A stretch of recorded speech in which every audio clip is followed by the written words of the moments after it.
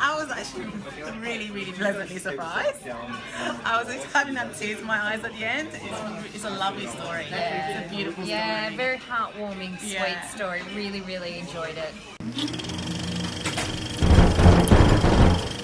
Love and Love Only is a modern-day romance, who'd have known from the title, set in beautiful Sydney. It was written, directed and self-funded by Julie and Carrie Carlin, and it tells a tale of what happens when a rich international student from India falls in love with a working-class Australian girl. I mean, he's a bit of a rich brat, she's an Aussie battler, but they both fall crazily in love, and all these cultural differences and misunderstandings keep getting in the way and thwarting their future happiness. And this is one of the things I really like about the film.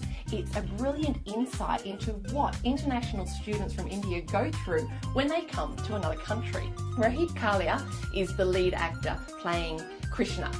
And I did meet Rohit at the premiere screening at Event Cinema in Parramatta, and he's really quite sexy. Anyway, Rohit Kalia does a good job of showing Krishna's ego struggling with the drop in social status that he experiences as a student in Australia. In India, he had servants, he was a bit of a trust fund baby, you know, just lived off mummy and daddy.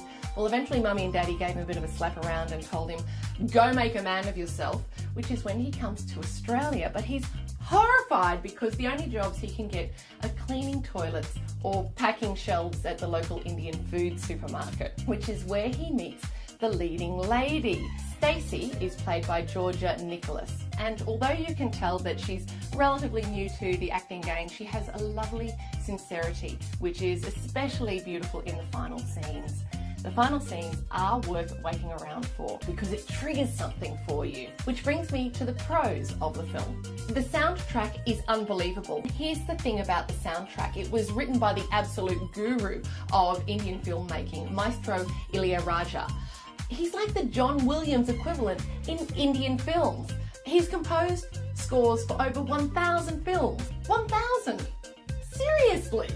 You've got to understand the context of this film to truly appreciate it. It's definitely all done without the backing of formal screen funding or even a film school. It was written, directed, colour graded, edited by the one man. Julie and Carrie Carlin was ballsy enough to approach the maestro Ilaiyaraaja and say, oh hey, I'm doing a self-made film, I'm going to write it and edit it. Hey, do you want to do the soundtrack for it? Which is the equivalent of me sending Kate Moss an email saying, honey, can you help me with my wardrobe? I really encourage you to watch Love and Lover Only, least of all to support independent filmmaking and see what incredible passion can do. But most of all, because you'll really enjoy it. It's a great romance.